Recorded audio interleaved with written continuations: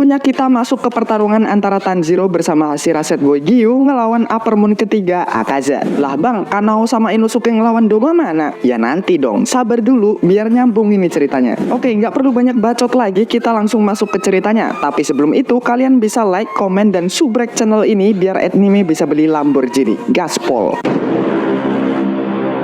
Di chapter ini kita bakal lihat Giyu dan Tanjiro lagi jalan-jalan di Infinity Castle. Tapi mereka berdua terkaget-kaget karena kastil ini mulai bergetar. Bang, gempa bang. Bukan cok. Mereka berdua ngiranya lagi ada yang gelut di ruangan lain. Tapi ternyata itu adalah Akaza yang dengan kekuatan terobosnya menembus dinding kastil dari atas hingga akhirnya dia berhenti tepat di hadapan Tanjiro. Surprise, motherfucker. Kayaknya di sini Akaza nggak mau buang-buang waktu dan langsung menerjang ke arah Tanjiro. Naruto, Sasuke, selanime bodoh. Di sini kita bakal lihat Tanjiro yang udah mulai oke nih skillnya. Dia bisa langsung menghindari serangan Akaza. Nggak cuma itu, Tanjiro juga berhasil memotong satu lengannya. Anjay, keren bet gue. Wih anjay, Akaza di sini langsung mengincar kepala Tanjiro. Tapi lagi-lagi kita melihat aksi epik Tanjiro yang berhasil menghindari serangan itu. Dan nggak cuma ngindarin serangan, Tanjiro juga berhasil ngelukain muka iblis ini. Gokil. Giyu yang melihat Tanjiro kini bisa sangsing-sangsing kagum dengan perkembangannya. Baru semenit ngos-ngosan anjing. Giyu juga mengakui Tanjiro jika kekuatannya sekarang udah setara dengan seorang Hashira. Padahal saat pertama bertemu, Tanjiro cuma seorang bocah lemah yang hanya tunduk dan memohon untuk tidak membunuh adiknya. Tapi yang dia lihat sekarang berbeda. Tanjiro kini berjuang agar nyawa dan kehormatannya tidak direnggut oleh orang lain. Giyu juga teringat dengan perkataan Rengoku yang berkata jika Tanjiro ini orang yang kuat dan jangan sampai kamu menghinanya. Lu daripada ngelamun mending bantuin Tanjiro gimana? Kembali ke pertarungan, kini Akaza membuka jurus darah iblisnya sambil mengatakan jika waktu berpesta sudah dimulai. Setelah dikatain sama anime tadi, Giyu mulai masuk ke dalam pertempuran, memberi serangan meliuk-liuk seperti ombak banyu. Akaza di sini bilang kalau dirinya udah nggak pernah ketemu pilar air yang kuat selama 50 tahun. Pertarungan masih berlanjut hingga akhirnya Giyu mengeluarkan jurus bentuk ke-11. Bahkan pilar air yang terakhir kali ditemui oleh Akaza tidak bisa membuka jurus itu. Belum selesai Giyu menunjukkan jurusnya, Tanjiro datang menyerang Akaza yang lengah, tapi jelas tidak semudah itu Ferguson. Loh kok hilang? Saat leher Tanjiro akan diselebeu, tangan Akaza tiba-tiba terpotong oleh jurus milik Giyu. Akaza dengan cepat meregenerasi tangannya dan pertarungan hebat kembali dilanjutkan. Tanjiro menggunakan kesempatan ini untuk menyerang kaki Akaza yang sedang sibuk melawan Giyu. Tapi Akaza yang menyadari hal itu dengan cepat menendang Tanjiro. Eits, tenang, gue tangkis. Walaupun Tanjiro berhasil menangkis, ternyata efek dari tendangan itu masih bisa melukai Tanjiro. Kembali ke Giyu dan Akaza, iblis yang memang suka ngobrol sama musuhnya ini menanyakan namanya pada Giyu. Karena Giyu masih nggak mau ngasih tahu namanya, ya udah tendang aja sama Akaza. Tendangan itu membuat Giyu terlempar jauh menembus dinding ruangan di Infinity Castle. Tanjiro yang khawatir lalu meneriakkan nama Giyu. Oh, namanya Giyu ya. Mulut lu bau jengkol. Akibat serangan ini, Tanjiro harus terlempar jauh ke belakang. Akaza di sini memuji perkembangan Tanjiro yang semakin kuat. Selain itu, dia juga menyenggol masalah Rengoku, mengatakan bahwa Hashira Api itu bodoh karena menolaknya menjadi seorang iblis. Tanjiro jelas sangat marah pada Akaza mendengar sesepuhnya dihina seperti itu. Akaza bilang kalau dirinya ini selalu menghina orang yang lemah. Dia juga merasa jijik pada orang lemah dan mereka harus dihabisi. Namun Tanjiro dengan the power of cocot bijak mengatakan jika Akaza juga sama lemahnya. Sewaktu bayi, dia pasti membutuhkan orang lain untuk hidup, sama halnya dengan Akaza. Namun iblis ini mungkin tidak ingat karena sudah melupakan masa manusianya. Tanjiro juga mengatakan jika sudah seharusnya orang yang kuat harus melindungi yang lemah. Setelah mengatakan pola pikir Akaza yang salah, iblis ini seperti mengingat sesuatu. Akaza di sini merasa perkataan tadi seolah-olah membuatnya kesal. Akaza lalu merasa ada tangan yang perlahan menyentuh pundaknya, mengatakan perkataan yang sama seperti yang Tanjiro katakan. Ternyata itu adalah guru dojonya saat masih menjadi manusia, sekaligus ayah dari wanita yang dia cintai sebelum Akaza menjadi seorang iblis. Saat tangan itu mulai meraih pundak Akaza, dia pun ingin menepis tangan itu.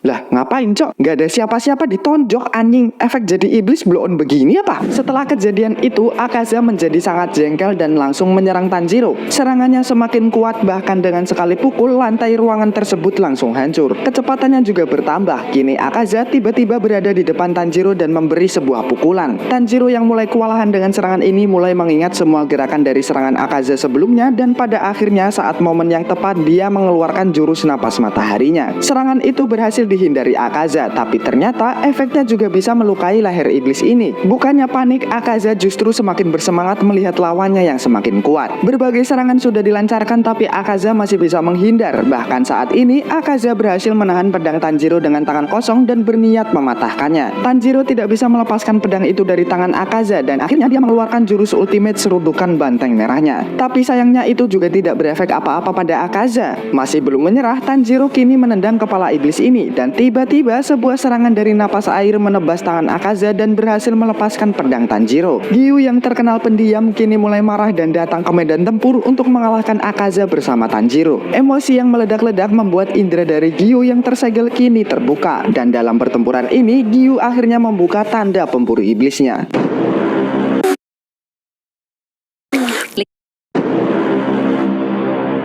Dengan terbukanya tanda ini, kini kekuatan dan kecepatan Giyu bertambah pesat. Menghindari dan memberi serangan pada Akaza kini terlihat lebih mudah. Walau begitu, lawannya tetap seorang Upper Moon. Regenerasinya tetap menjadi masalah yang besar. Di sisi lain, Tanjiro mulai berpikir bagaimana cara mengalahkan iblis ini sebelum stamina mereka terkuras habis. Setelah menenangkan diri, dia akhirnya teringat obrolannya dengan Inosuke. Di sini mereka mengobrol setelah pertempuran mereka melawan Daki dan Gyutaro, terutama saat momen di mana Inosuke memindahkan letak jantungnya. Di sini Inosuke memindahkan jantungnya karena dia merasa ada hawa bahaya yang mengincar titik vitalnya itu dan langsung memindahkan organnya. Tanjiro lalu mempraktekkan hal itu pada Inosuke dan babi hutan ini bisa menebak dengan tepat bagian tubuh yang diincar Tanjiro. Semua ini bisa dilakukan Inosuke karena dia bisa merasakan hawa bahaya yang mendekati tubuhnya. Pinter juga nih babi hutan. Dari sini kita juga akhirnya tahu jika Inosuke sebenarnya takut dengan nenek tua di rumah histeria. Ini karena dia tidak bisa merasakan hawa keberadaannya dan nenek itu ada di dekatnya dengan tiba-tiba. Dari kejadian itu, Inosuke juga ngomong kalau dia bisa mendekati seseorang tanpa hawa membunuh, maka dia bisa dengan mudah membunuh siapapun. Tapi kalau mau ngebunuh iblis kan berarti kita harus punya hawa membunuh, Pak. Oh iya juga.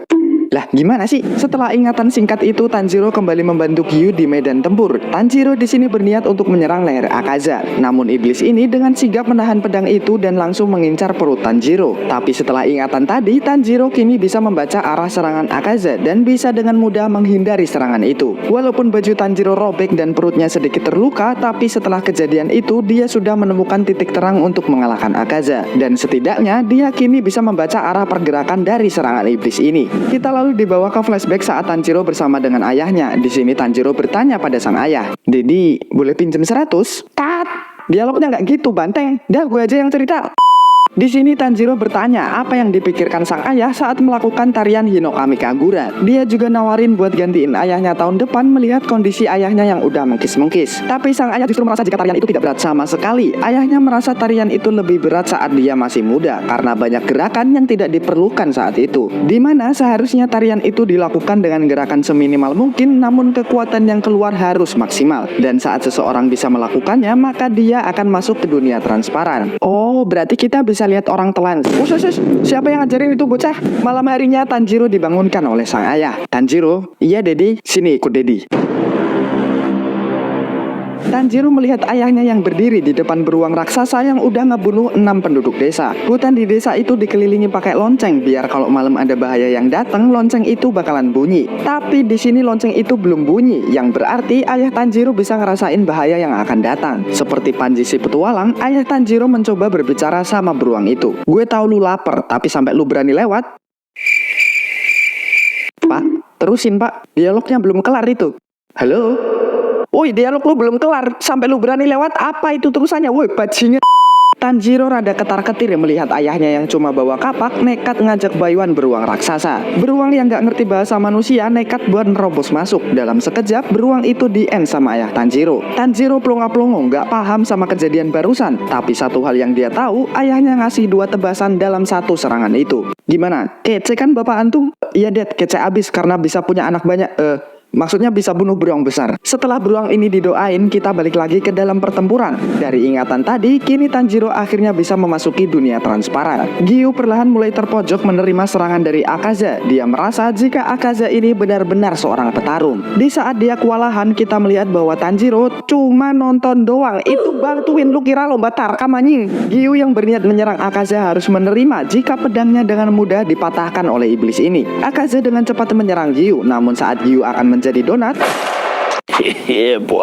Akaza merasa ada yang berbeda dengan Tanjiro. Merasakan bahaya mengancam, Akaza kembali membuka jurus darah iblisnya. Saat cosplay ulti badang ini, Akaza mengeluarkan serangan beruntun yang menghantam Giyu dan Tanjiro bertubi-tubi. Giyu terluka parah akibat serangan ini. Akaza lalu mengajak Tanjiro dan Giyu untuk menjadi iblis sepertinya. Giyu di sini melihat jika Akaza sama sekali tidak menyadari Tanjiro yang ada di dekatnya. Dan ternyata Tanjiro sekarang sudah berhasil menghilangkan hawa keberadaannya. Dalam hati, Giyu menyuruh Tanjiro untuk segera menyerang Akaza, tapi bukannya ditebas. Akaza, aku bakal potong lehermu loh. Blok.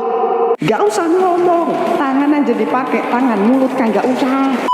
Jelas Akaza yang mengetahui Tanjiro masih hidup langsung menyerang bocah ini. Namun Tanjiro yang sudah membuka berbagai kemampuan bisa menghindari serangan itu dengan mudah. Akaza membuka kembali jurus darah iblisnya. Namun kali ini dia tidak merasakan sedikit pun hawa bertarung dari Tanjiro. Dan saat Tanjiro datang menyerang,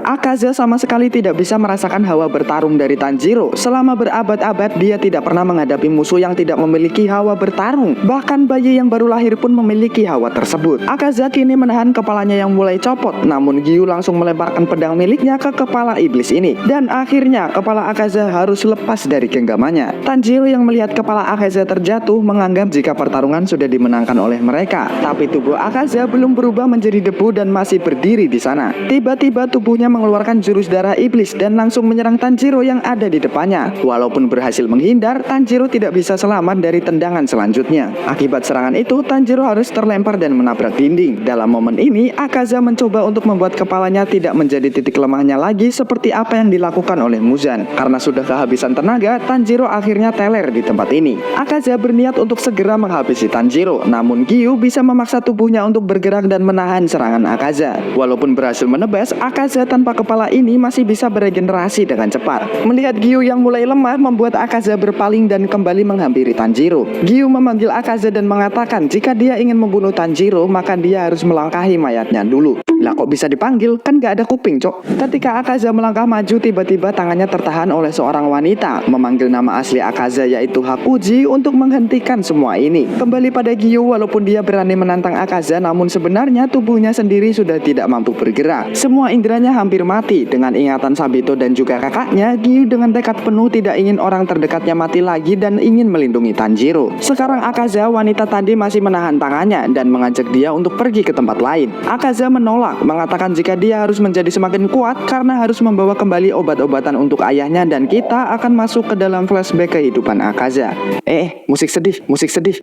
Balik ke pertarungan, Tanjiro yang sempat pingsan kini mulai kembali kesadarannya. Malah turu anjing. Dia melihat kini Akaza mulai menumbuhkan kepalanya kembali dan mengeluarkan jurus darah iblisnya. Melihat Giyu ada di dalam area serangan, Tanjiro bangkit dan berusaha untuk menyelamatkannya.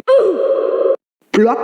Pedang terlepas, bogem mentah pun jadi senjata. Setelah pukulan itu, Akaza malah teringat dengan ayah Koyuki yang juga pernah memukulnya. Dia merasa sudah menyalahgunakan ilmu bela diri yang diajarkan oleh gurunya itu dan juga tidak bisa menepati pesan terakhir ayahnya. Dalam momen ini, Akaza mengatakan kalau dia sudah tahu siapa yang harus dia bunuh. Saat Akaza akan mengeluarkan jurus darah iblisnya, dia malah tersenyum pada Tanjiro.